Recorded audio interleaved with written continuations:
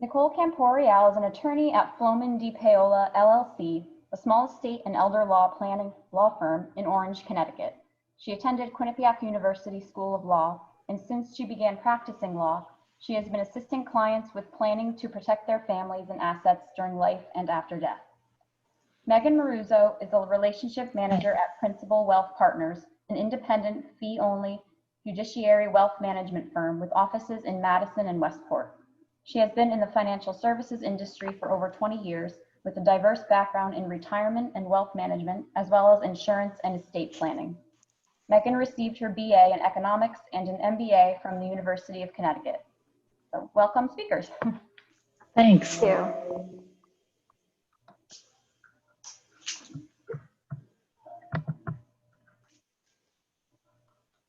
Okay. I'm going to just share my screen and get started. And can we see that okay, Nicole? Yep, it all looks great. Okay, great. I'm just going to pop my people over a little bit. Okay. Good evening. Thank you for joining us. First of all, I'm Megan Maruzo, and I'm so glad you're here. And joining is my co-presenter, Nicole. And as we talked about, our topic this evening is planning for long-term care and how you can use it to help protect your asset. The first portion of the session, I'll be doing an overview on long-term care. What is it? What are the various options available? And what makes up a standard policy? In the second part of the presentation, Nicole will discuss Medicare, Medicaid, and some of the steps you can take to help protect your assets that you've worked so hard to accumulate. Please feel free to send questions to the chat. We don't want this to be really formal and just put you to sleep with a million slides. So the more interactive you make it for both of us, the better. I think you'll like it and we'll get more out of it. So, okay, let's go. What is long-term care? Long-term care is actually one of the largest unfunded liabilities facing families in our government today. Recent legislation underscores the government's support for the idea that private insurance must take the lead on covering some of these expenses on future long-term care. A lot of retirees are finding they thought at one point they would be able to self-insure with long-term cares, but with ups and downs in the market and shrinking assets, they're finding it much more difficult. Long-term care helps people with what are called activities of daily living. And those are things like bathing, eating, getting ready, dressing yourself. It also helps you to live as you are versus some type of an improvement or correcting a situation that you're in. Someone who has a chronic illness or a disability or cognitive impairment is often a good candidate for long-term care. We'll talk too a little bit about where is care given, this long-term care. People often immediately think nursing home when they hear long-term care, but actually it is done in facilities, assisted livings, hospice. There are day programs in communities, and a lot of people choose to have care in their own home. A lot of times people will say to us, well, will I need long-term care? If I'm looking at a couple, it's hard to tell. Life expectancy after 65 has increased substantially to about 18.6 years. 70% of people who reach 65 will need some type of long-term care. And right now, there's about 11 million people who are needing long-term care, but actually only 1.4 of them are living in nursing homes, which means there's a lot of care going on at home and also in the community setting. 35% of people who reach 65 are expected to be in a nursing home at least once in their life, and the average stay is about a year. One of the most important things to think about is we're all living longer. And actually between now and 2055, the people who are 85 and older will almost triple. There's about 6 million now, and that's looking to be closer to about 18 million. So obviously there'll be a lot more people needing a lot more care. when we talk about long-term care, the first thing we always hear from people is, oh, it's so expensive. So let's take a look at really what does an average cost come out to be in Connecticut. When you say long-term care and people think about nursing homes, we take a look at what's an average daily rate for, this is a semi-private room in a facility in Connecticut. And Connecticut tends to be on the higher end of the scale as far as expenses. And it runs about $432 a day. What you also have to keep in mind is that's not including any of your incidentals. That is just the expense of being in the facility. And that equates to ending up being about $158,000 a year, which is a kind of a staggering number when you think about it. Also, in the last 10 years or so, on average, that cost has gone up about 5%. There's also community-based services we talked a little bit about. In the home, there's other services you may be using. Alzheimer facilities offer adult daycare, and those are charging about $95 a day. You may have someone come into your home. I'm sure you see the commercials on TV from companions and homemakers. Someone who might come in, help you get dressed, make you lunch or dinner or breakfast, and just do some general housework. And they run in the 20s, low 20s an hour.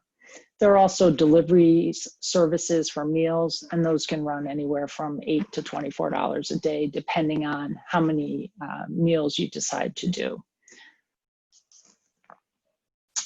You also have some other charges if you are staying in your home, and some of these are charged on a per visit, and some are charged on an hourly rate. You may have a nurse come in, an LPN. You'll hear people talk about that they have a CNA, a certified nursing aide, or a home health care. That person may only come in, again, a couple hours a day. They may come in to give you a shower, things like that, but it runs even for just the aide about $30 an hour. Depending on your condition, you may also have to think about, will I need physical therapy or occupational therapy or speech therapy? So again, one of the most important things when you're considering this topic, and it is a lot to think about, and there's a lot of moving parts in it, is your first thought should be, where do I think I want care? Some people definitely want to stay home. Some will say, nope, I'm going to go into a facility. So that's just some of the process you want to start thinking about when you're looking at long-term care.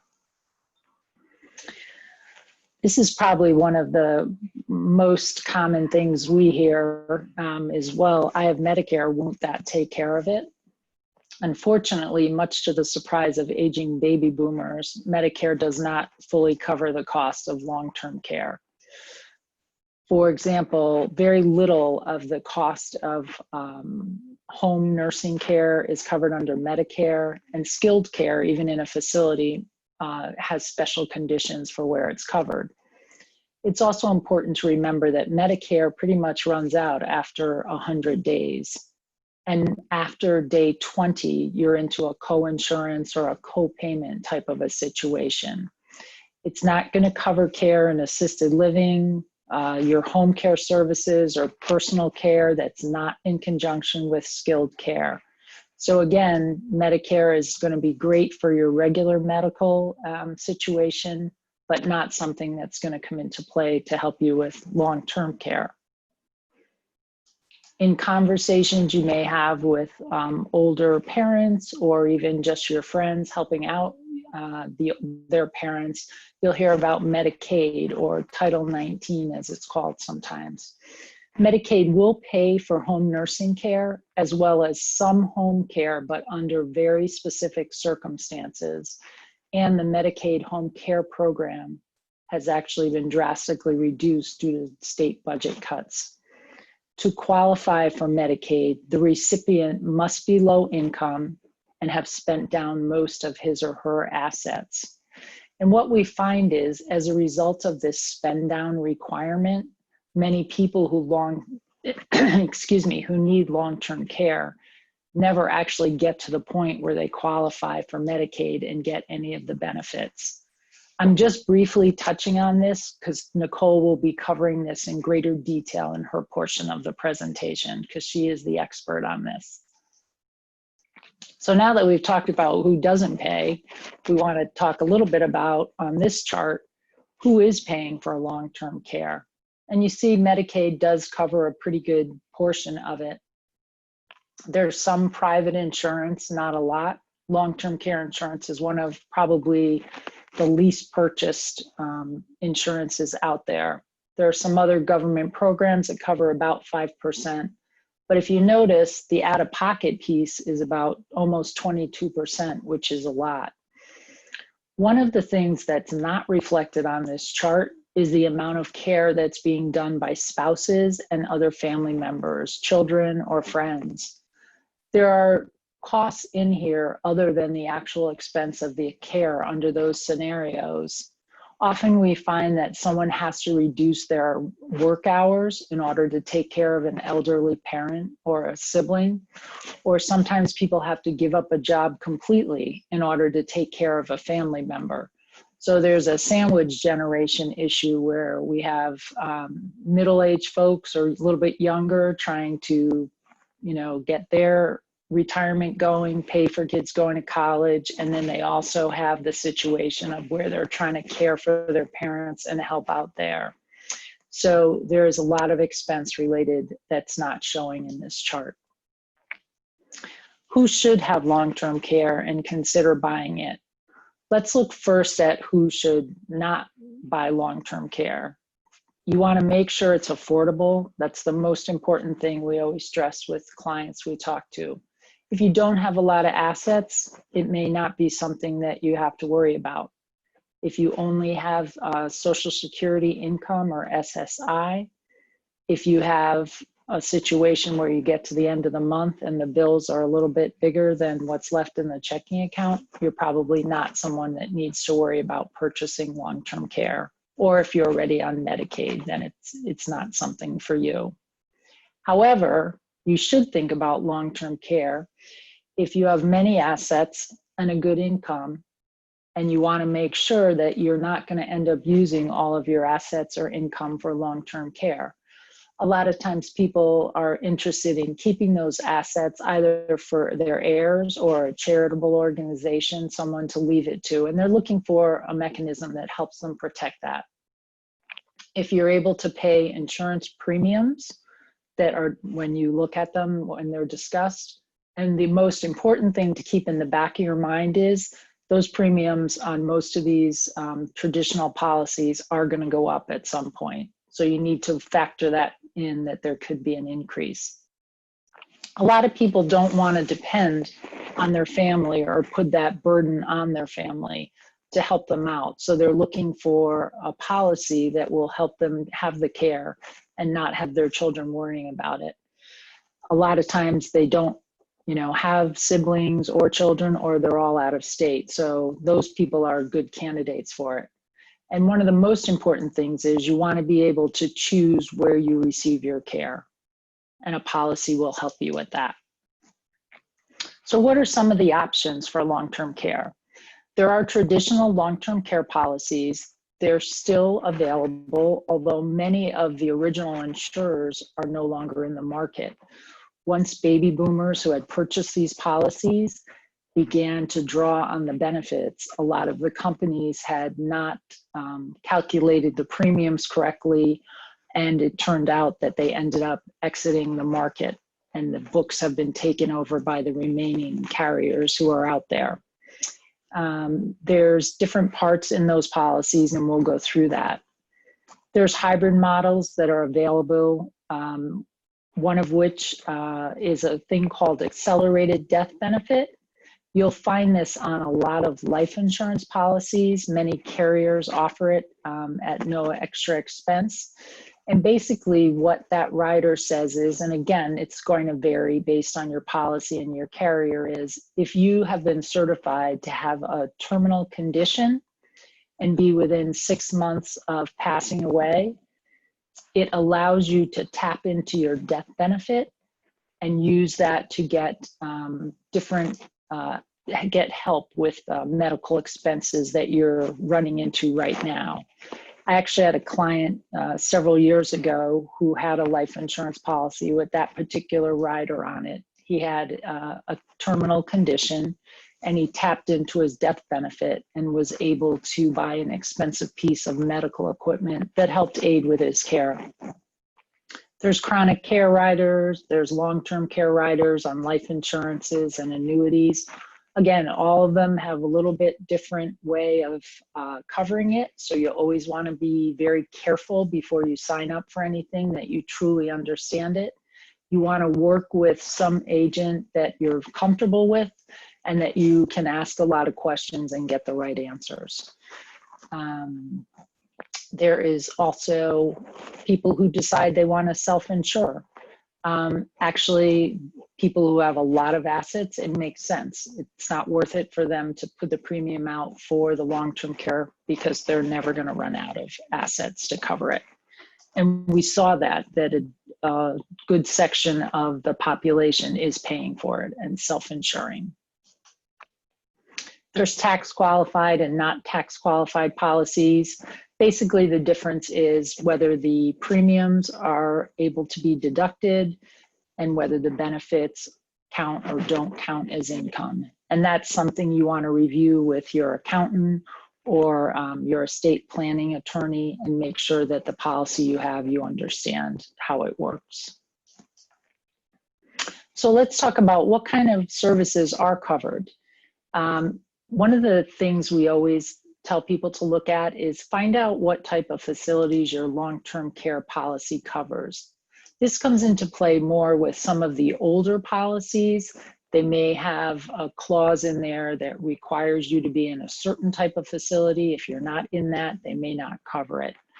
A lot of them, of the newer policies, however, have a section that says if there's future types of care available, they're automatically covered. So it could be in a nursing home, home care. Respite care allows your caregiver to take a little break and maybe take a week off and have someone come in and take care of you while they have a chance to recover. Again, in your home, personal care, assisted living, adult daycare, and other community facilities. Services may need to be provided by a licensed provider or an agency. Again, that's specific to certain policies. Others may find that you can hire a homemaker service or a chore worker type service that is not necessarily licensed or with an agency. And it's just someone who's coming in to cook for you, run some errands, and help you take care of your home. Home care is something to definitely consider. It may increase the cost of the policy.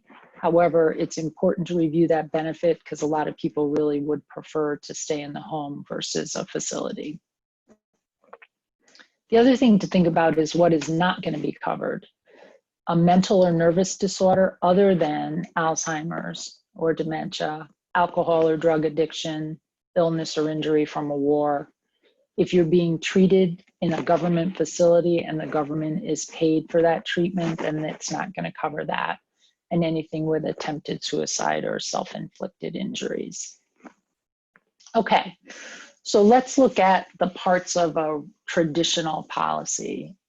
I'm going to suggest here one of the best documents out there, because we are covering an awful lot of information tonight, and you may want to jot this down.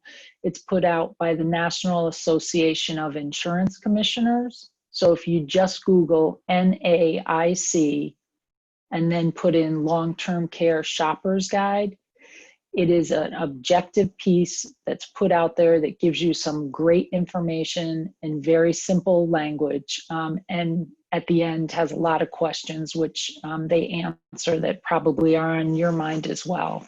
So again, it's N like Nancy, AIC, Long-Term Care Shopper's Guide, and I'd recommend you take a look at that.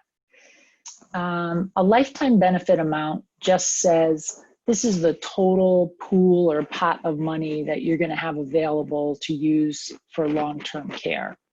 When you are trying to come up with what you think you should purchase what you should think about is, what do you have in assets and what are you trying to protect? You're going to come up with a daily benefit. It may also be a monthly benefit depending on how the policy is written. And one thing we usually recommend to people is, I told you earlier in the presentation, it's $432 a day. That policy premium may be cost prohibitive. So maybe you buy a policy that's $250 a day or $200 a day. You want to just remember that you want it to be affordable, and the fact that you're covering a portion of it is better than covering nothing at all. So don't be hung up on thinking, okay, I have to get 400 and some odd dollars a day and it's costing me a fortune. Just find out what's affordable and then back into what your daily benefit is. Number of years is a little confusing to people. You'll see a policy that says it's a 4-year policy. That doesn't necessarily mean it's going to be done in 4 years. Let's say I become ill and I'm certified that I can start using my policy, that I can start pulling benefits. But I have a partner who's taking care of me, or my son and daughter are helping out. And maybe I only need someone to come in 3 days a week. That pot of money for me is going to last a lot longer than someone who's in a nursing facility 7 days a week. So we'll see when I show you an example, that 4 years is just used to calculate the amount of money you're going to have in your policy. There's benefit triggers, and we'll talk about that in a little bit.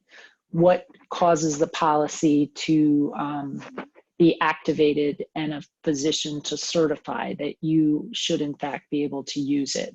And that's tied to activities of daily living.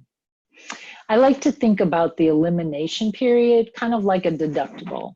So on your car insurance, you might have a $500 collision deductible. So you're saying to the company, I'm willing to take on $500 if I smash the car up. The elimination period on a long-term care policy says, this is how long I'm willing to wait before you have to start your benefits. So myself personally, I bought long-term care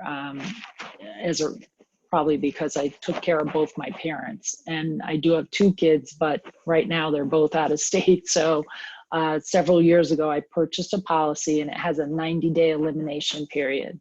So what I'm saying is I'm willing to pick up the cost for my first 3 months of care and then have the policy kick in.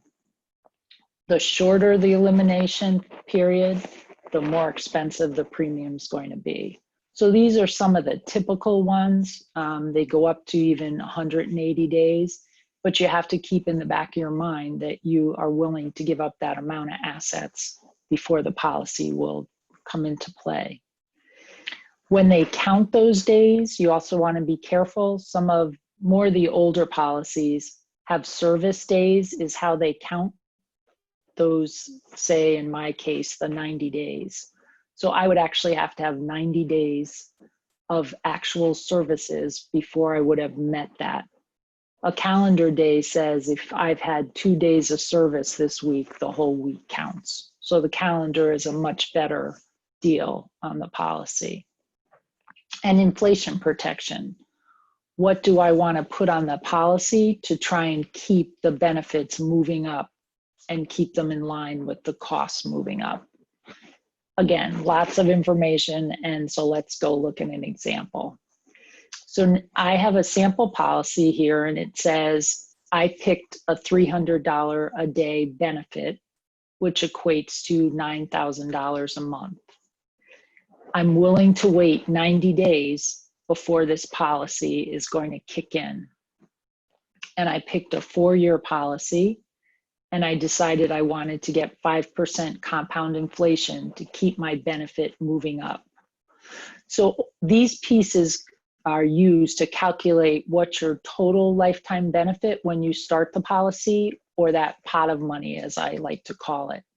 So you're going to take $300 a day times 360 days a year times 4 years. So starting out of the gate, I have $432,000 worth of benefits. So I might be trying to cover $500,000 in assets, okay? So that's to illustrate where the 4 years comes in. What triggers the benefits to start? We talked a little bit about this. Most of them will say, if you're unable to safely do 2 activities of daily living without someone helping you, if you need supervision for what they project to be more than 90 days. So it's not like you break your leg and in 3 weeks you're fine on the crutches. There is a process where you have your primary care physician fill out documentation that certifies you. If you have a cognitive impairment, that by itself will allow you to trigger the policy. You don't have to have 2. There's a very small group that has a doctor's certification of medical necessity, but you really don't see that very often. But I just put it up there in case you have an older policy or a non-tax qualified policy, because you'll occasionally see it on there. So these are the activities of daily living. And it's basically what you do. You get up in the morning, you stand up, it's transferring. You go and to the restroom, toileting. Then you get yourself dressed after you've gone bathing. You eat something, and continence. So those are the 6 things that they're going to look at, and your physician's going to say, okay, Meg is not steady on her feet, so she can't do the transferring, and she's just too weak to do her own bathing. It's not safe. So he would certify me that I do not meet those 2 requirements to be able to safely do those activities of daily living, and then that would allow me to trigger the policy. Couple other features that you'll see on long-term care policy. You'll see what's called a waiver of premium. It's normally included on the majority of policies I've ever seen. And what that says is, I've been certified, my benefits are going to start. So the carrier stops charging you the premium that you're paying. And you may pay the premiums monthly. Some people pay them annually, save a little bit money, or quarterly. There's also options where you can pick a 10-year pay and pay it in 10 years, and then you're done. So waiver is nice when you're getting ready to use the policy, you stop paying for it. Non-forfeiture says, you know what, I've been paying this thing forever and I'm sick of paying it. I don't want to pay it anymore. But I also don't want to just give it up and have no benefit. So what non-forfeiture says is, we're going to take a look at the type of policy you had, how long you've been paying it, what the premium was you paid, and then look at what you chose for a benefit. And they will make you an offer where it says, we're going to keep the benefit you had, but it's only going to last for this long a period of time.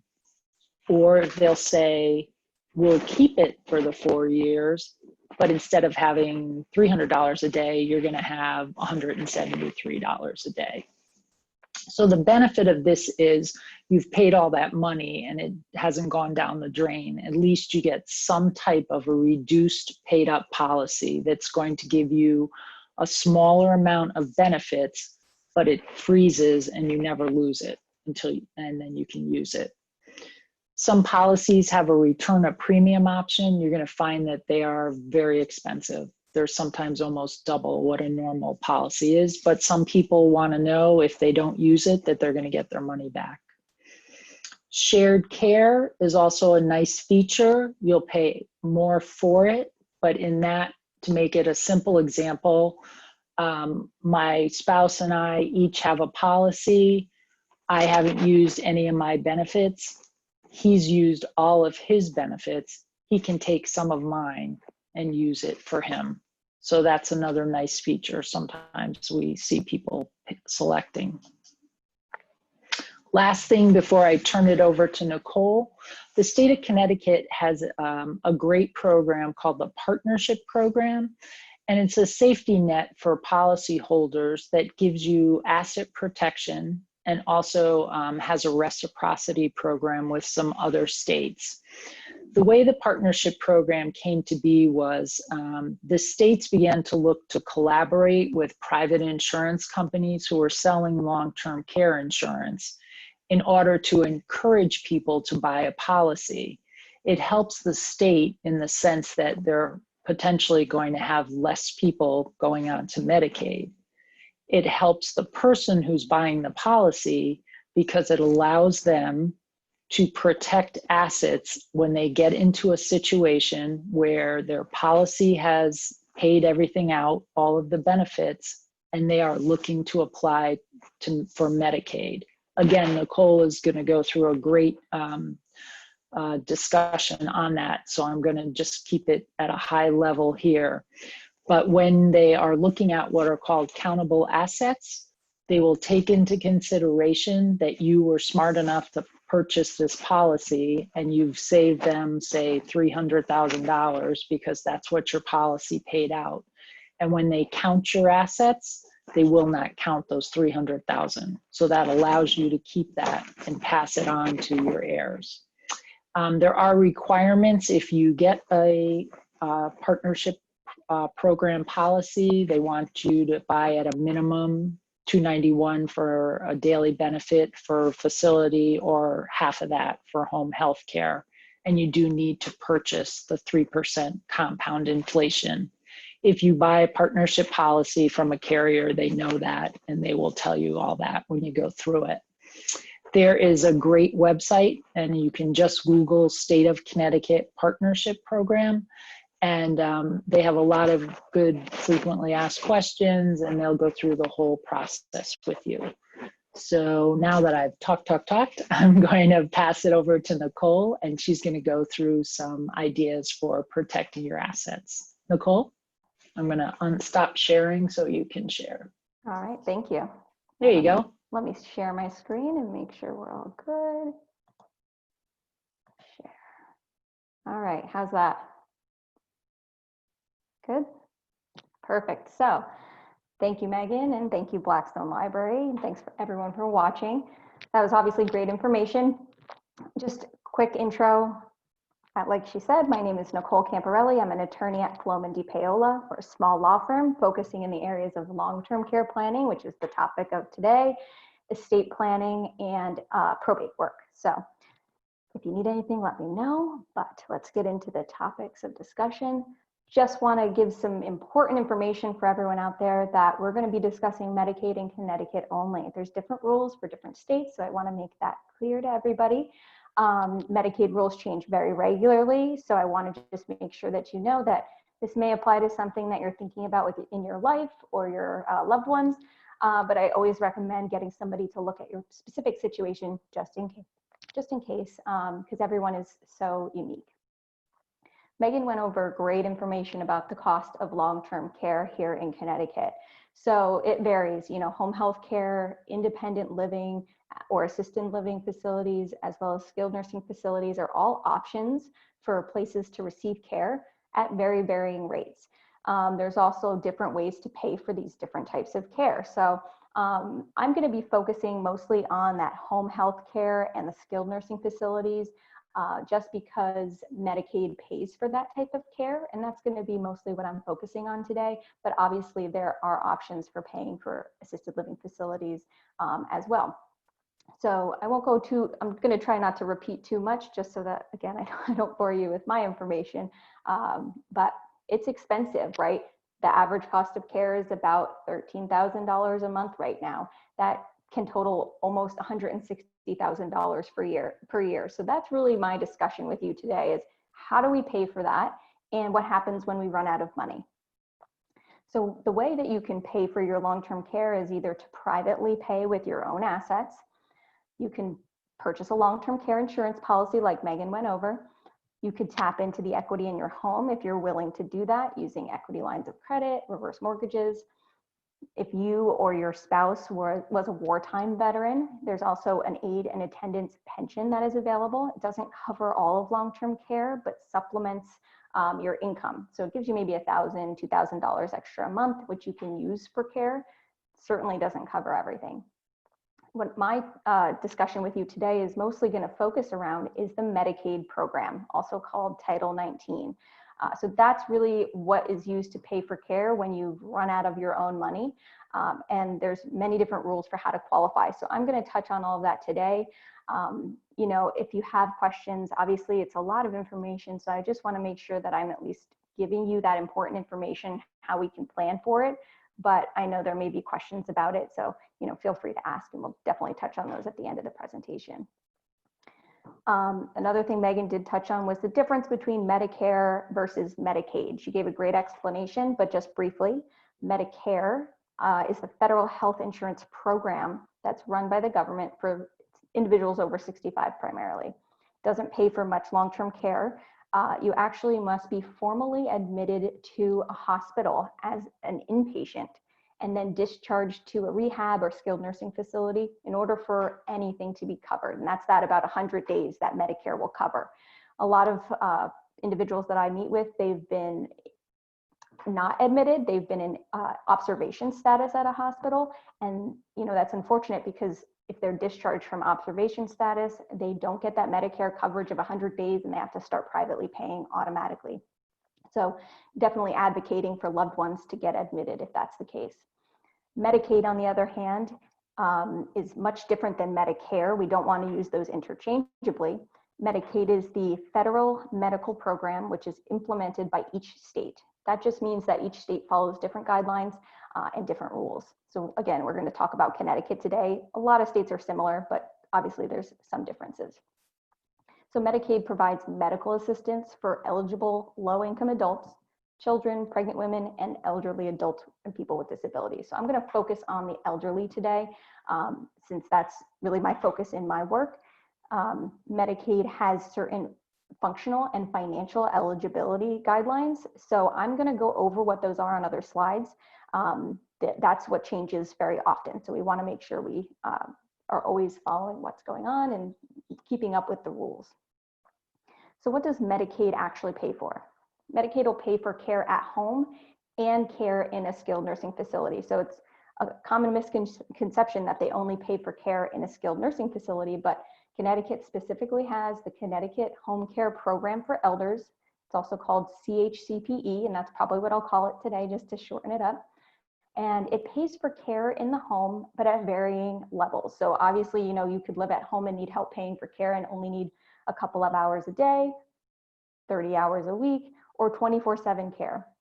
As Megan mentioned, state budget cuts here in Connecticut have drastically lessened the amount of care that Medicaid will pay for at home, which I think is, you know, personally, I think it's crazy because a nursing home costs more, but it's pushing a lot of my clients into nursing homes because if they're not getting 24/7 care at home and they don't have somebody to help them, like family, they have to move to a skilled nursing facility. So at a skilled nursing facility, all of the care is paid for. Really, the only difference is that a co-payment is required, and that's called applied income.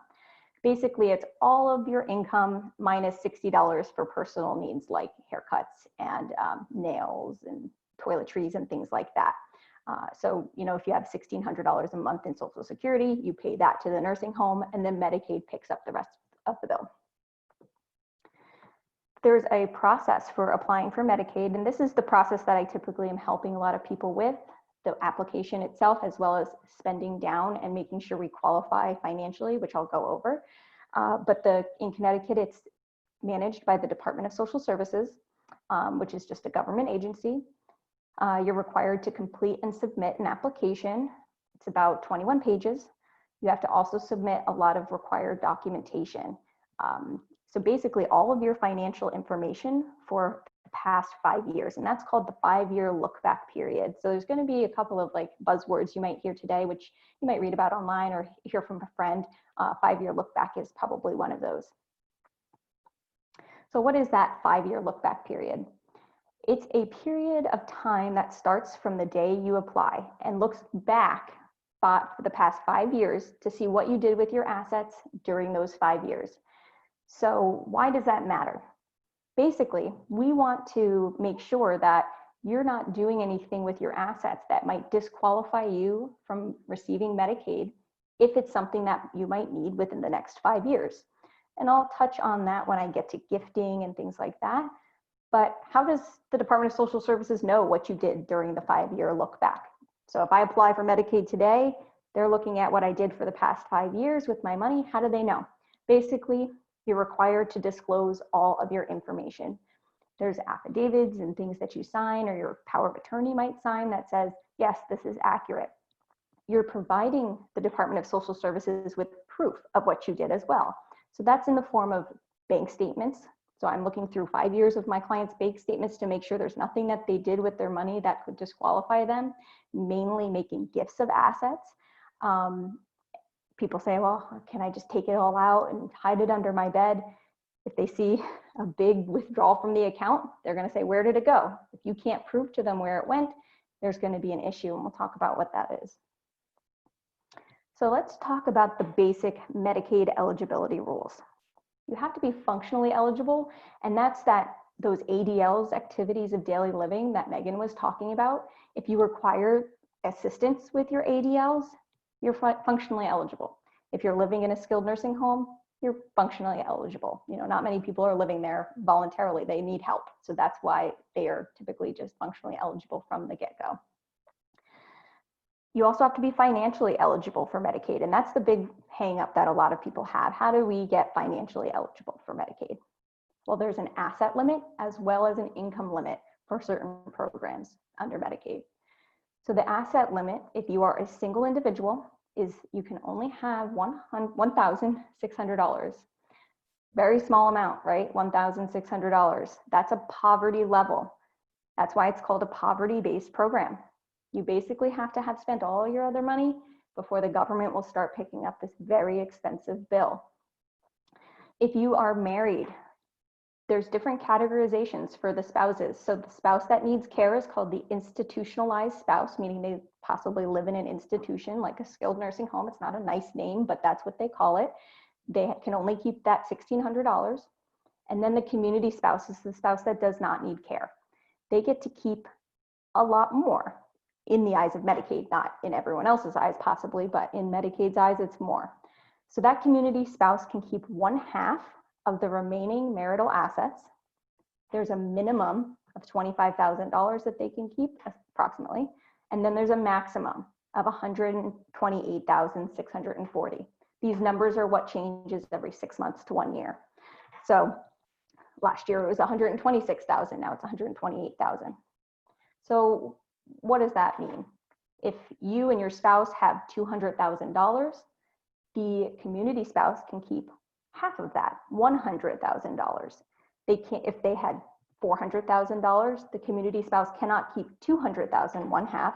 They can only keep up to the maximum, $128,640. There's other assets that can be kept. They're called non-countable or excluded assets. We're going to talk about what those are. Then there's also an income limit. If you live in a nursing home and you're on Medicaid, there's no income limit because you're paying applied income, like I mentioned before. All your income's going to pay towards your care anyway, so it doesn't matter if you have $5,000 a month or $1,000 a month. The home care program under Connecticut Home Care Program for Elders does have an income limit. So you can only have $2,349 a month in 2020. Again, that changes every year. And that's gross income. So after taxes or deductions, if your income is less than that, it doesn't matter. We need to look at the gross income, not the net.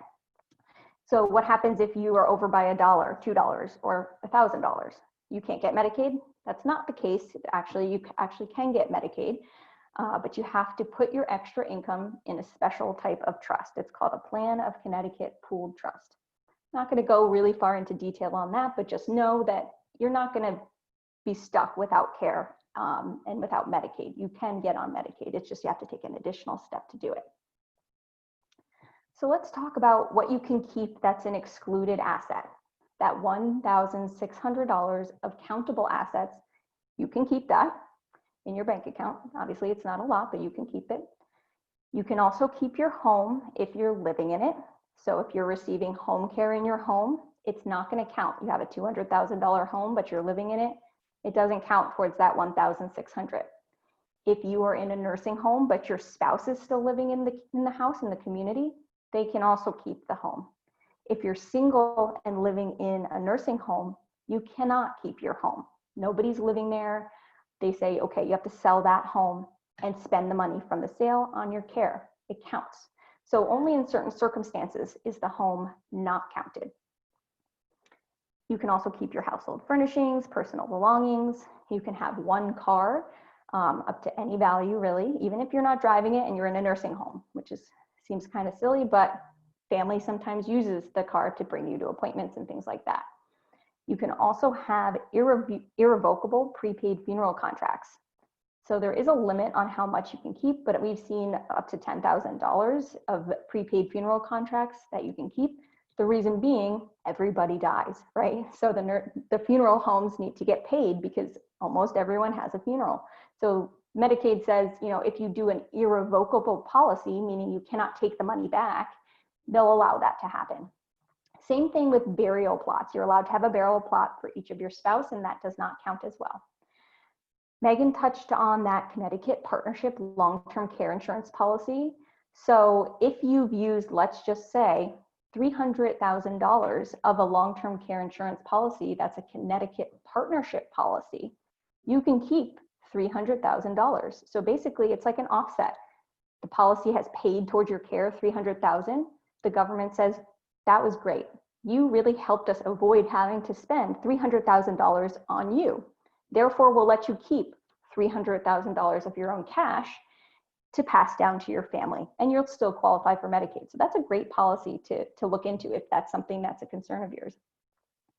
You can also keep assets that are in a pooled trust. I talked about that regarding income. It's just a special type of trust. You can also keep unavailable assets. So when I say unavailable, it's really assets that you cannot get access to at all. So what might that be?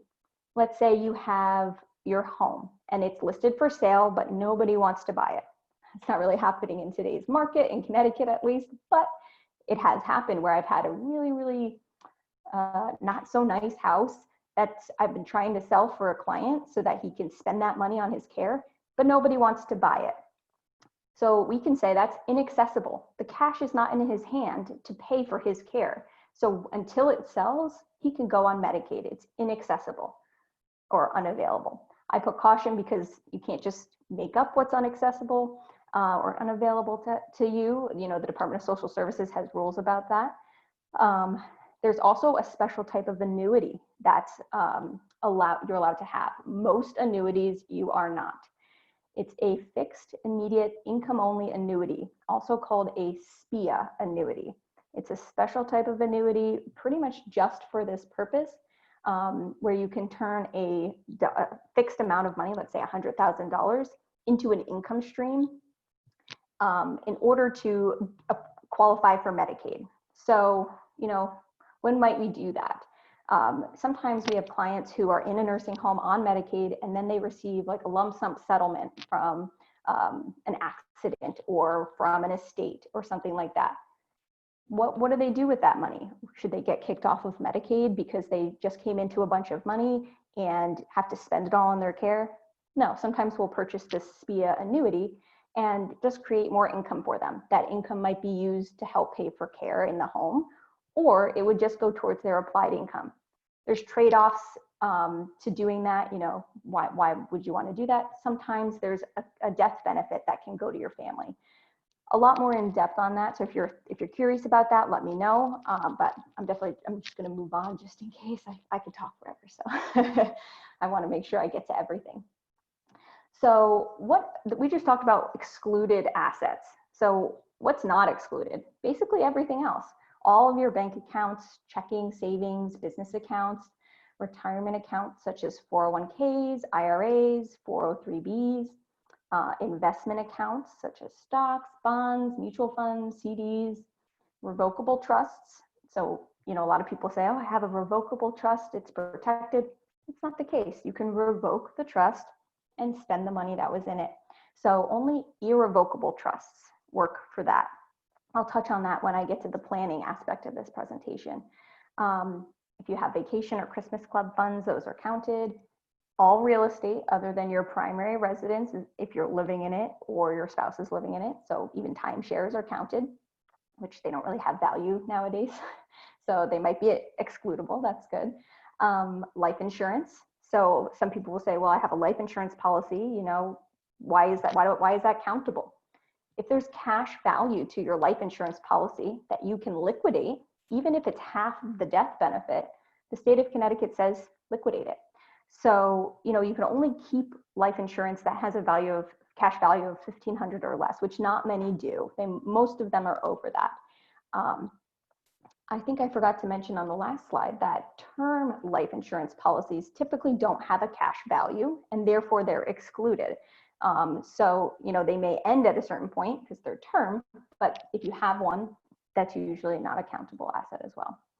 And then any non-essential motor vehicles, boats, campers, or trailers, motorcycles even, you're only allowed that one vehicle. So if you and your spouse both have vehicles, one would likely need to be sold. So let's talk about the spouse. What can a spouse keep? We talked about the fact that there are limits to what the spouse can keep. There's that maximum $128,000, but that's based on half of those marital assets. So we did talk about that briefly, so I won't go too far into that again, but you can keep more if you have a spouse in the community, which is good. Income-wise, they also have a limit on the income they can have, but it's less of a limit and more of a minimum. So especially in the generation that I'm helping with Medicaid right now, the wife typically, I've seen, makes a bit less money. Maybe she was a homemaker for a long time and she gets Social Security, but it's half of what her husband gets or something like that, or she doesn't have a pension, let's say. The spouse that's in the community, which oftentimes is the wife in my situations, at least that I'm dealing with currently, we want to make sure that she can continue to live in the community without any hardship. So we want to make sure that all of her husband's income doesn't go towards supplied income or his care, but that she can keep a little bit of it. That's called the minimum monthly needs allowance. So she can keep a minimum of $2,113.75 up to a maximum of $3,200 about. So let's say again, she has 1,000, but her husband has 2. We can get her some of his in order to bring her up to that minimum $2,000 level. I'll go into that a little bit more. So let's look at just a sample of that, because I know I'm just saying a lot of numbers at you and it might be a little bit confusing. Even if you're just coming back to look at this presentation later, this might help. So let's just say Frank is applying for Medicaid and Sally is remaining in the community. Frank and Sally own the following assets. They have a house they own jointly. They have a joint checking account, a joint stock account, a joint car. Sally has an IRA. Frank has an IRA. Sally has a term life insurance policy. Sally has an annuity, and Frank has an annuity. So when we look at the spouses, it doesn't really matter whose is whose. If it's joint, if it's Sally's, if it's Frank's, marital assets are one pool in the eyes of Department of Social Services when it comes to Medicaid. So Frank also, income-wise, receives different income than Sally does. I just want to make sure, I think I have here. Oh, yes. I got a little fancy and I got ahead of myself here. So we have excluded assets. Let's go back to that.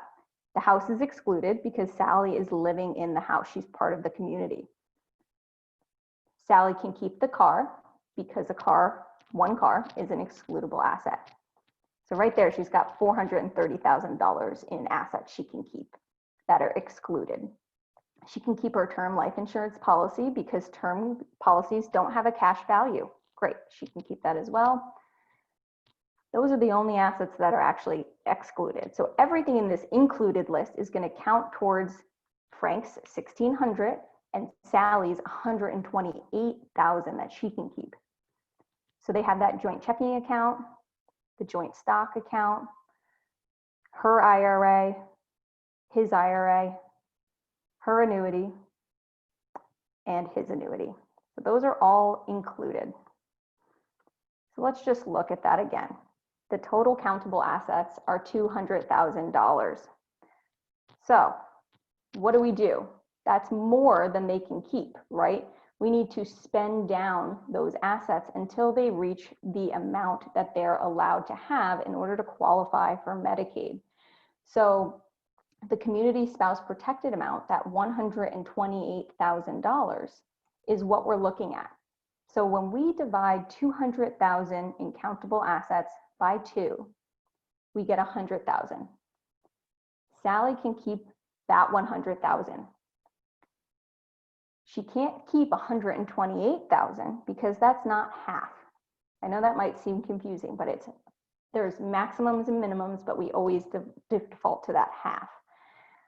So the other 1/2 is considered Frank's. Frank has 100,000 that he needs to spend down until he gets to $1,600, and that's when he qualifies for Medicaid. So we'll talk about what it means to spend down. Touching on the income just briefly, income I don't think is as important for a lot of people, but I do want to touch on it. So Frank has more income than Sally. He has $2,500. Sally has $1,200. The minimum that Sally should have, so she's not impoverished in the community, is $2,113.75. So we're going to take that amount minus what she already gets, her $1,200, to see what she needs to keep from Frank in order to meet that minimum. And that's $913.75. So that just means that Frank doesn't have to pay his full $2,500 to the nursing home. Sally can keep $913.75 of it so that she's not impoverished. Sometimes we can ask for even more, up to that maximum number, if she has a lot of expenses, let's say a mortgage or very high utilities or things like that.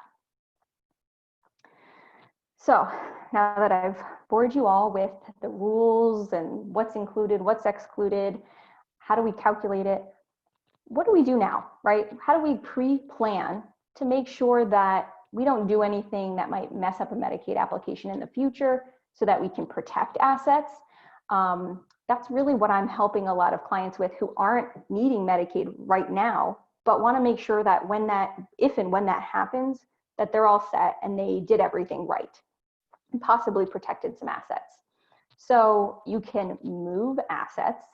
However, the caveat to that is we don't want to move assets too close to the 5-year look back period.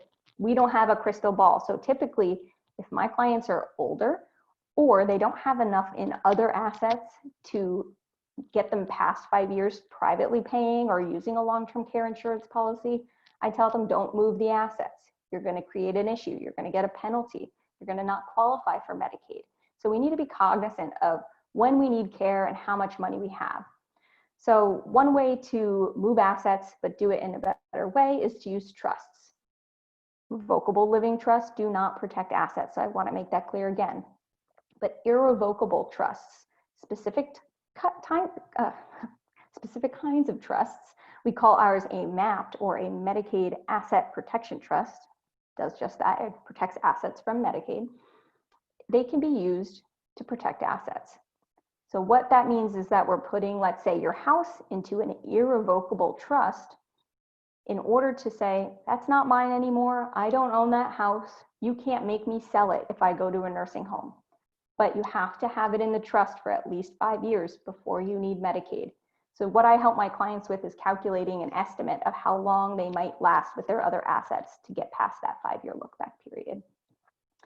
There's also special testamentary trusts, which are trusts that are in your will, which can be used if you and your spouse are still alive. If you're single and you don't have a spouse, this can't be used, but spouses have a little bit of an advantage here if they do this. So basically what we'll say is, instead of leaving all of your assets to your spouse, let's say your spouse is in a nursing home.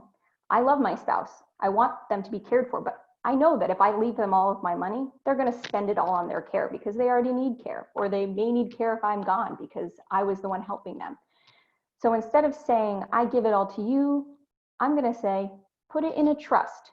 This special trust can be used to help them, but Department of Social Services can't say, take it out and use it. It creates a protection of the assets. So this is a really useful trust if both spouses are alive, but one is a sicker spouse. So when that sicker spouse then dies and there's still money in that trust because they haven't touched it, the kids then get that benefit. So it does protect assets. It's a great tool. One thing that comes up often is gifting money. Let's say you're 70 years old, you have more than enough assets to meet your expenses and your lifestyle, and you don't anticipate needing care within the next 5 years. Gifts are a fine option. You can make gifts to your children, your spouse, whoever you want, without creating any issues. Where the issues come in is when elderly adults are gifting money to children when they already need care, or care is in the very foreseeable future, the next 5 years. What will happen if you make a gift and then you apply for Medicaid within 5 years is that that gift will create a penalty. And I'll talk about how that penalty is calculated, but it creates a big issue because if a child can't give you that money back, you're going to be the one that's suffering and not able to get on Medicaid. And sometimes they'll come after your child as well and say, give it back. You knew this would happen. You knew mom needed care. Why did you take the money? It puts everyone in a really difficult position. So we try to really caution against gifts. Using a trust to give a gift is better because there's protection of the money. So if you have questions on that, please let me know. I know like I said, I'm talking a lot, giving you a lot of numbers, but I want to make sure everyone understands that. There is a really great exception to this that says that if your child has moved into your home and has helped care for you, like Megan said, has stopped working or substantially lessened their work to care for you and keep you out of a facility, a nursing facility, the government is rewarding those children. They're saying, thank you so much. You provided care for a period of 2 years and helped mom or dad stay out of a nursing home for 2 years. When that happens, the government says that mom can transfer her house to that child. That's an exception to the gifting rules, but there's some caveats to that as well. We need to have proof that the child actually lived there, meaning mail, bills, voting records, tax filings at the address. That's the biggest hurdle that I found because the child sometimes retains another residence. Also, we need to prove that they needed care during those 2 years. So medical records, a physician's statement saying, yes, mom needed care for 2 years, daughter helped. Here's the proof, here's the medical records. So that is a great tool. I've done that often. And it really does help the child because, maybe they gave up a job to do that. So then those gifts, let's talk about that briefly. Gifts during the look back period. So you make a gift. Let's go to the example here. John made a gift of $15,000 to each of his 3 children on December 15th, 2015. So that's a $45,000 gift. John applies for Medicaid on December 15th, 2017. So that's very, very soon after. That's within 5 years of him making the gift. So the 3 gifts must be reported on the Medicaid application. If he made those gifts in 2009 and then applied in 2017, he's not in that 5-year look back period anymore. He doesn't have to report that he made those gifts. That's great. So that's where I'm saying you can make gifts, but you really have to be careful. So a gift can mean any transfer, adding someone's name to a bank account and they take money out of that bank, selling your house to your child for $1, or even just anything less than fair market value. If you forgive a debt that the child owes you or someone owes you, purchasing certain annuities may result in a penalty as well. So what is the penalty period? It's a big question I get. It's just a period of time that the person who's applying for Medicaid would otherwise be eligible for Medicaid if they hadn't made a gift. So it's a calculation based on the current average cost of care in Connecticut. So go back to our example of John. He transferred, in this case, his home. Let's say his home is valued at $132,000. He gave it to his daughter in 2019. Then he enters a nursing home and applies for Medicaid in 2020. So he made the gift last year. That's within the 5-year look back period. So the gift of that home must be reported on the Medicaid application and is going to result in a penalty. That penalty is about 10 months. That's a long time, 10 months where he's otherwise not eligible for Medicaid. What that means is that Medicaid's not paying for his care for 10 full months. Who's going to pay, right? That's a big issue. So how do we calculate that? We take the value of the gift, $132,000, and divide it by the current average cost of care in a nursing home, which is about $13,000 a month. That gives us 10.04. That's about 10 months. So Medicaid's not going to pay. So who pays during that period? Sometimes it's the family, especially the person who received the gift. The way to avoid it is for John's daughter, to transfer the house back to him, reverse the gift, and then he has no penalty. He would have to sell his house, but he doesn't have a penalty, which is great. So just some quick planning techniques. Making alternative gifts. Caregiver contracts, so paying someone fair market value for care they're providing, even if it's a child.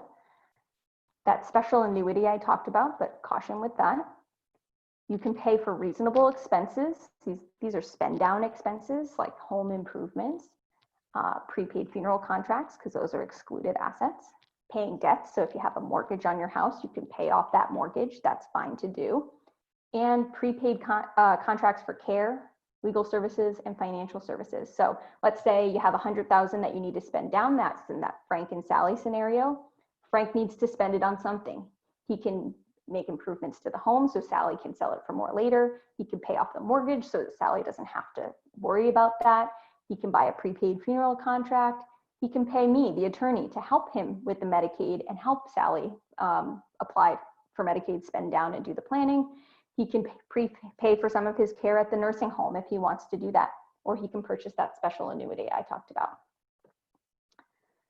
So if you guys are watching this seminar, you probably are thinking about long-term care, right?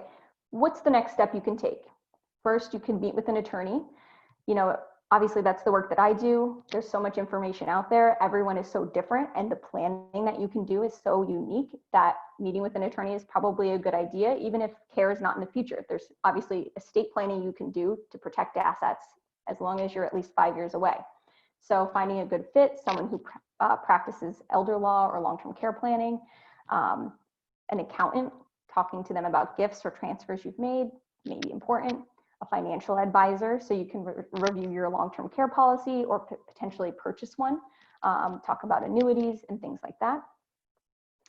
Update your estate planning documents. This is often overlooked. So maybe you'll update your will or a trust because it's part of the planning, but the power of attorney document is really important. There's special powers in there that give your power of attorney agent, the person managing your finances, if you can't do it, gives them special powers to do long-term care and asset protection planning.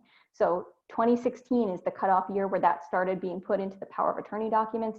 We were doing it before then, but not all attorneys do. Some just use a short form. So if your power of attorney document is 2 pages or less, think about updating it. Healthcare instructions, similar to power of attorney, appoint someone to make your healthcare decisions for you, and updating your beneficiary designations. Look into home care providers, skilled nursing facilities, or assisted living. Know where you may want to go. Reviewing contracts. We don't want anyone liable for parents' cost of care. So if you're helping a parent right now, don't just sign on the dotted line with any facility. Definitely look closely at what it says. You don't want to be responsible for paying for mom or dad's care if you don't apply for Medicaid on time or something like that. And then just some commonly asked questions. I don't know if I have any questions, but we will definitely talk about that. Should I give my house to my kids? Big question that I get. The answer is usually no for me. You know, you can give your house to your kids, but if your kids have creditor issues, they get sued, they just want to sell it. It's theirs. They can do whatever they want with it, and that puts you at risk and your asset at risk. It doesn't protect it. Putting it in a trust is better, an irrevocable trust. I want my child to access my bank account. Should I add them? Another good question. Again, that if they're on your account, it is counted as theirs. So if they get divorced, have creditor issues, sued, it's theirs and accessible. If they just want to take out that money, they can also do it too. Hopefully we trust them, but I always recommend you put your child on as a power of attorney instead of as a joint owner. They get the same access, but they have some rules they have to follow and using it for your benefit only. So I already answered this. What if I give it all away? No paper trail. Has to be before the 5-year look back period, so start now.